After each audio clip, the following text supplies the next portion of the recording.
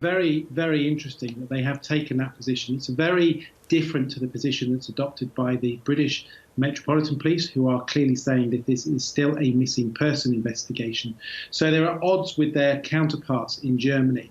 The Germans have been very clear in giving a lot of information, so much so that it has been in a position now that we know who the individual is that they are talking about, although they've tried to hide that person's identity. We know that that person has a predilection, an interest in children, and convictions. He is currently serving time in jail. It seems that the information they put out there is very circumstantial. They may have additional information which we don't know about. I'm not sure that they do. But this whole information that's been put out into the public domain is for one sole reason, and that is to encourage the public to come forward with information that will enable them to take this case further forward.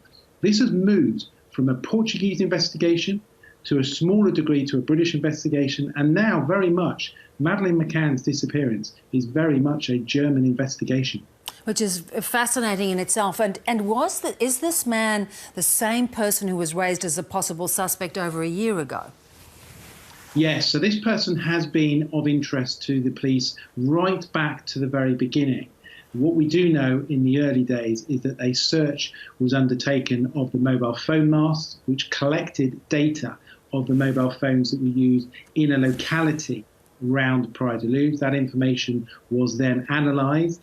We know that as a result of that this individual formed the basis of 600 individuals who were identified as persons of interest. And indeed, those 600 were names that were given to the Metropolitan Police when they took over their investigation. This individual was known in 2013 by the Germans when they received a specific piece of information, and then further again in 2017 when a new piece of information. He has been looked at multiple times.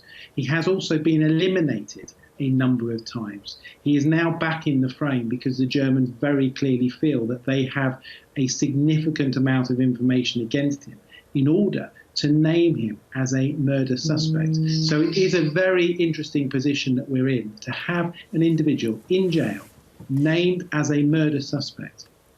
With all your years' experience on the force, how difficult after such a long time is it for witnesses to come forward, for people to be triggered, memories to be triggered? Of course, anybody who sees things, the sooner you get to them, the stronger their evidential witness is, that's testimony is, because it's fresh in their mind. As years go on, the mind plays tricks, and sometimes information gets clouded by other information you see or you read. What is important, though, is to be able to frame the occasion with the witness. And by doing that, you refer to specific occasions that happen or specific information. And what they've done is identified two vehicles. They've identified a camper van, which is very distinctive, white and yellow, and a vehicle which is a Jaguar, again, fairly distinctive. So what they're asking the public to do is remember, during that period of time, in the days and the weeks leading up to Madeleine's disappearance, did you see those vehicles? Do you know who those vehicles belong to? And now putting that back into the public domain, asking people to be very clear about remembering those specific occasions. There will be people, and I've done this with other people in the past. I investigated a couple of years ago a serial killer in Scotland, and there was a specific piece of information that we put out into the public domain, and it resulted in somebody coming forward with crucial pieces of information. So even years on, people do come forward. Of course, it's much more difficult, but they do come forward. The fact that he is in jail, what sort of pressure might have already been applied to him to potentially admit his involvement? We don't know whether the authorities have spoken to him about Madeleine McCann's disappearance. So we don't know if the British authorities have been over there or whether the German authorities have spoken to him. I would hope they have, and that this isn't a position where they had gone out into the media before talking to him. I'm assuming, and there are some reports in the media, that he has been spoken to and has not cooperated in any way at all. The large majority of people who are in jail, particularly child sex offenders, do not communicate, do not talk. So my view is at the moment is it probably isn't speaking to the authorities, and therefore they're having to try and build other evidence in order to bring him to justice. But we are in quite an unprecedented time. This is a story that has captured the world's attention. I've covered over the last 2 decades, the biggest crime stories. I was the first to interview Oscar Pistorius in South Africa.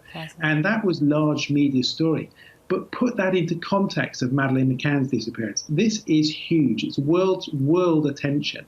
And I think even now, years on, 13 years on, it's still making the front pages of the national newspapers. And rightly so.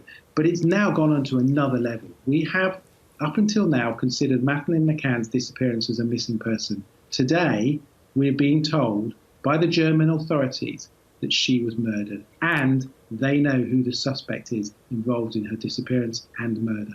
Mark, so appreciate your insights and knowledge about this, and thanks for joining us. Thank you.